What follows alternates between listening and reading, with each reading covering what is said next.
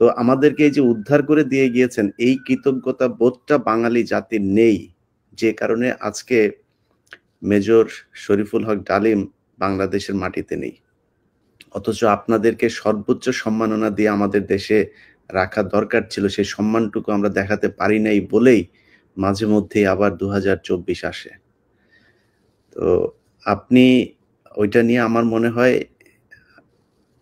দেরি তো অবশ্যই হয়েছে, কিন্তু আমাদের জানা উচিত। এই জাতি প্রতিটা মানুষ জানতে চায় কি হয়েছিল ৭৫-এর ১৫ই আগস্ট। প্রথম কথাটা হচ্ছে যে 15ই আগস্ট কিন্তু কোনো বিচ্ছিন্ন ঘটনা না। এটা সূত্রপাত হয় মুক্তিযুদ্ধ চলাকালীন অবস্থায়।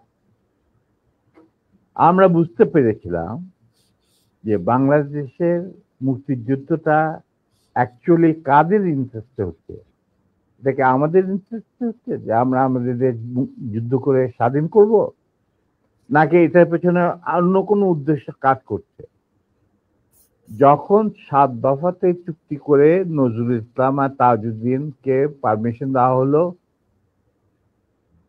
To establish provisional government in Calcutta, এই 7টা ক্লজ পড়ে সাইন করার পর, দস্তখত করার পরে নজরুল ইসলাম সাহেব ফিট হয়ে পড়ে গিয়েছিলেন যে এটা তো একদম একটা দাস খত যে আমরা ক্রমান্বয়ে ভারতের একটা করদ রাজ্য, তারপরে একটা অঙ্গরাজ্য হিসেবে অঙ্গরাজ্যে পরিণত হবে বাংলাদেশ, হবু বাংলাদেশ। আর ওই joint declaration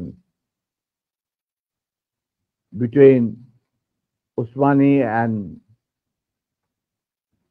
general Manekshaw joint command establish করার পর কথা ছিল যে general Usmani on behalf of Bangladesh government will invite General Manekshaw to come and be present as an auxiliary force commander, সহায়ক শক্তির কমান্ডিং চিফ হিসাবে in the surrender ceremony, but the instrument will be signed by the Mukti Fauj commander in chief, who was General Usmani, Colonel Usmani. কিন্তু সেটা হতে দেওয়া হলো না। 16ই ডিসেম্বরে যে সারেন্ডার সেরেমনি হলো রেস করতে, সেখানে পরিষ্কার বাংলাদেশের জনগণ দেখতে পেল যে পাকিস্তান আর্মি সারেন্ডার করছে ভারতীয় সেনাবাহিনীর কাছে, এবং সেখানে সাইন করছেন আরোরা ভারতীয় বাহিনীর পক্ষে, আর ওদিকে নিয়াজি পাকিস্তানি আর্মির পক্ষে। সেখানে মুক্তিযোদ্ধারা কোথায়? আমরা পরে থাকলাম ঝাড়ুদার হিসাবে ইন্ডিয়ান আর্মির রাস্তা পরিষ্কার করে দেওয়ার কাজে, বনে বাদারে। আমাদের কি কোনো শহরগঞ্জে ঢোকার পারমিশন দিল না মুজিব সরকার, মানে তাজউদ্দিনের সরকার, আওয়ামী লীগ সরকার। সেই অবস্থায় কি প্রমাণিত, এটা এই ঘটনায় কি প্রমাণিত হলো? ইন্ডিয়া প্রমাণ করলো সারা বিশ্বে যে বাংলাদেশের জনগণ নিজেরা যুদ্ধ করে দেশ স্বাধীন করেনি। বাংলাদেশ নামক একটি রাষ্ট্র প্রিমেচুরলি জন্ম দেওয়া হয়েছে as an outcome of Indo-Pakistan war, যেখানে ইন্ডিয়া জিতেছে। এইটা হলো ইতিহাসের শুরু। তারপর মুজিবকে যখন ছাড়া হলো, সে তো কিছুই জানতো না যে দেশ স্বাধীন হয়েছে, কোন মুক্তি ফৌজ বলে কিছু ছিল, হাজার হাজার লোক দেশচ্যুত হয়েছে, প্রাণ হারিয়েছে, কি জানতো। তাকে যখন ছেড়ে দেওয়া হলো, তখন ইন্দিরা গান্ধী তাকে পাকিস্তানে ফোন করে বলল যে ফোন করলো মুজিব, ফোন করে বলল যে আমি দেশে ফিরে যাচ্ছি। তখন ইন্দিরা গান্ধী যাওয়ার আগে আপনার সাথে দেখা করে আমি আপনাকে কৃতজ্ঞতা জানতে চাই। তো তখন ইন্দিরা গান্ধী বলল, কৃতজ্ঞতা জানাবেন, আপনি ফোন না করলে আমি আপনাকে ফোন করতাম, আপনাকে ঢাকায় সরাসরি আপনি যাবেন না, আপনি নয়াদিল্লি হয়ে যেতাম। মুজিব সেটাই করলেন, তিনি চলে গেলেন নয়াদিল্লি, লন্ডন হয়ে। সেখানে কি হলো, যেই 7 দফা চুক্তিতে সাইন করার পর প্রবাসী সরকার গঠন করেছিল তাজউদ্দিন আর নজরুল ইসলাম, সেই আওয়ামী লীগ বাংলাদেশে ক্ষমতা গ্রহণ করলো সারেন্ডারের পর। ওই 7 দফা ভিত্তিতে, এবং সেই 7 দফাতে মুজিব স্বাক্ষর দেওয়ার পর ফিরে গিয়ে তিনি ক্ষমতা নিজে হাতে নিয়ে নিলেন। তাজউদ্দিন বললো, তাজউদ্দিন তুমি প্রাইম মিনিস্টার থাকবে না, আমি হব প্রাইম মিনিস্টার। তারপর কি হলো, কোনো নির্বাচন নাই, কিছু নাই। ওই 70-এর নির্বাচনের সুবাদে তারা ইন্ডিয়ার 4 স্তম্ভ ডুপ্লিকেট বাংলাদেশে ইম্পোর্ট করে তার উপরে একটা সংগঠন বানানো, হুবহু এক। শুধু তাই না, রবীন্দ্রনাথ ঠাকুর, যাকে নিয়ে আমরা নাচানাচি করি এবং অনেকের মানে ভাসে যায়, আপ্লুত হয়ে যায় আবেগে, এই রবীন্দ্রনাথ ঠাকুর একজন ইন্ডিয়ান নাগরিক এবং ইন্ডিয়ার জাতীয় সঙ্গীতের রচয়িতা। আমাদের দেশে তার চেয়েও প্রতিভাবান কবি কাজী নজরুল ইসলাম উপস্থিত থাকা সত্ত্বেও আমরা সেই ভারতীয় নাগরিকের একটা গানকে আমাদের জাতির উপরে চাপে দেওয়া হলো জাতীয় সঙ্গীত। পৃথিবীর ইতিহাসে এমন কোন নজির আর দ্বিতীয়টা আছে বলে আমি মনে করি না। কেন কোন বাংলাদেশে যদি নজরুল ইসলামকে আমরা জাতীয় কবি আখ্যা দিয়ে থাকি, তাহলে নজরুল ইসলামের গান কেন হলো না? বা অন্য কারো গান হতে পারতো জাতীয় সঙ্গীত। ভালো ভালো কবি সাহিত্যিক ছিলেন আমাদের দেশে, কিন্তু পৃথিবীর ইতিহাসে কোথাও নাই যে বিদেশি এক নাগরিকে যে নাকি তার দেশের জাতীয় সঙ্গীত রচনা করেছে এবং আমাদের শুদ্ধ স্বাধীন বাংলাদেশে এসেও আমাদের জাতীয় সঙ্গীত রচনা করতে হবে। কি ধরনের কথা? That means you have nothing in your hand. তারপর মুজিবকে দিয়ে রক্ষী বাহিনী সৃষ্টি করলো ইন্ডিয়া। তারা বাংলাদেশের সামরিক বাহিনীকে দুর্বল করে একটা নামে মাত্র সামরিক বাহিনী, হাতে লণ্ঠন, করে ঠনঠন, এই ধরনের একটা সেনাবাহিনী রাখবে। আর কারণ একটা সেনাবাহিনী তো রাখতেই হবে, কারণ যে কোনো জাতির মেরুদণ্ড হচ্ছে সেনাবাহিনী।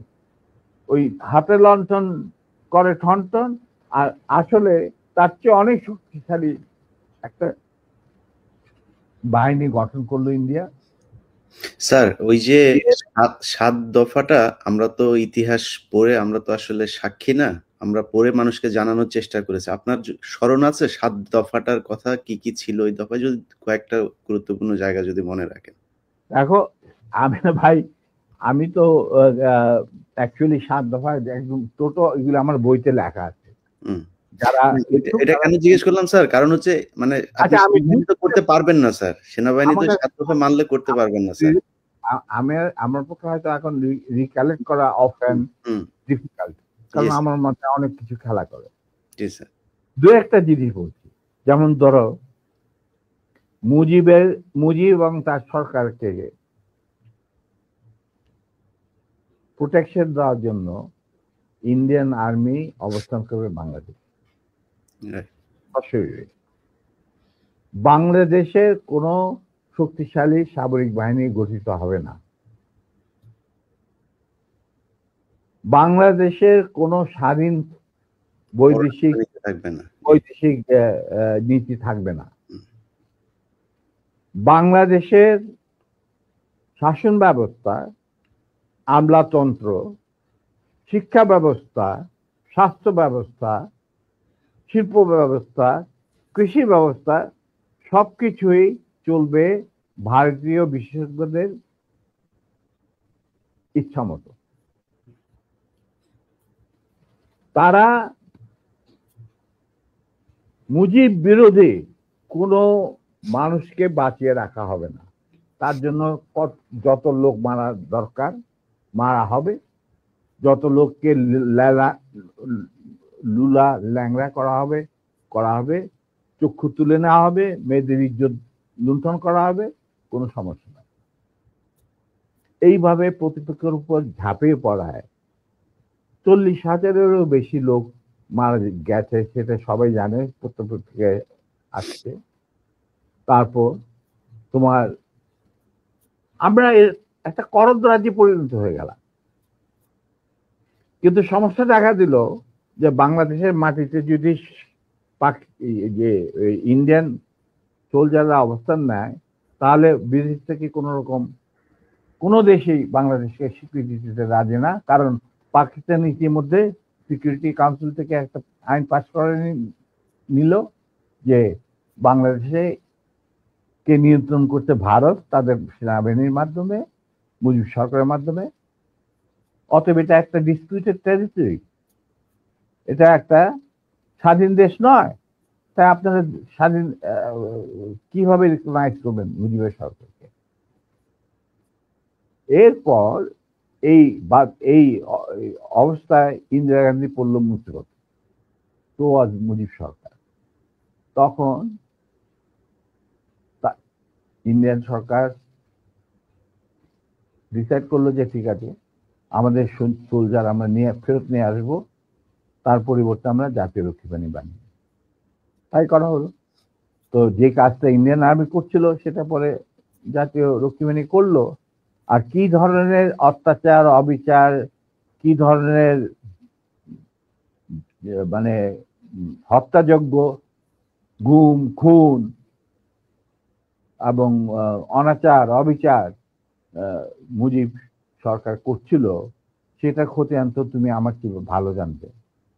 অনেকে এই বিষয়ে লিখেছেন, সাহসী যারা তারা লিখে গেছেন, আমিও কিছুটা লিখেছি। সেখানেই শেষ হলো না। তারপর দেখা গেল যে সেই সুতিগার থেকে মুজিব কায়েম করলেন একদলীয় এক ন্যায়কত্ব স্বৈরাচার শাসন বাকশাল, এবং নিজেকে তিনি আজীবন রাষ্ট্রপতি হিসেবে ঘোষণা দেবেন সিদ্ধান্ত না হলো। এই বাকশালের মেম্বার সবাই, সেই বাকশাল করার পর মুজিবের শক্তি বেড়ে গেল, তার নিষ্ঠুরতা এমন অসহনীয় পর্যায়ে চলে গেল, ইলিয়াস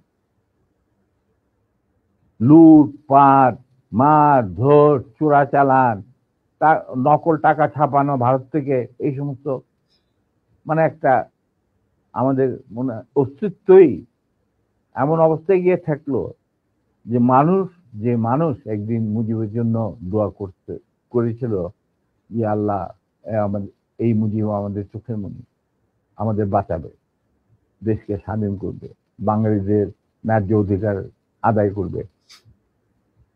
সেই মুজিবের জন্য লোকজন আল্লাহর কাছে দোয়া চাচ্ছিল যে আল্লাহ আমাদের আজাদ দাও, নমরুদের হাত থেকে আজাদ দাও, আমরা তো শেষ, মরে যাচ্ছি সব,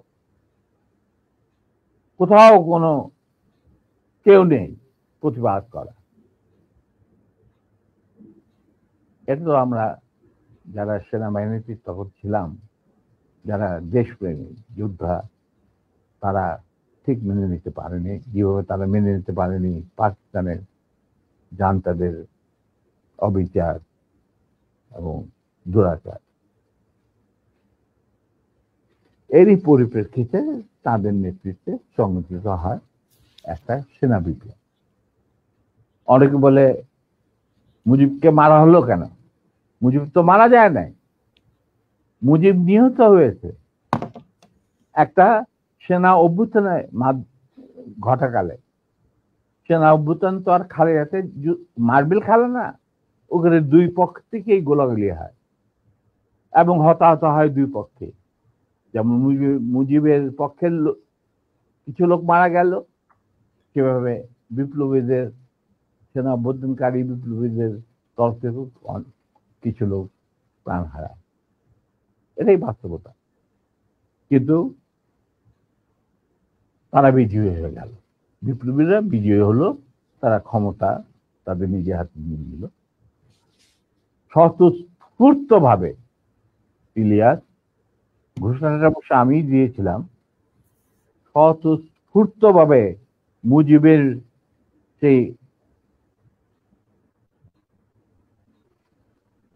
মৃত্যুর খবর জানার পর আর বাকশালের পতনের খবর জানার পর লাখো লাখো লোক, মানে দেশের রাস্তা ঘাট, গঞ্জ, শহর, বন্দর, নগর, গ্রাম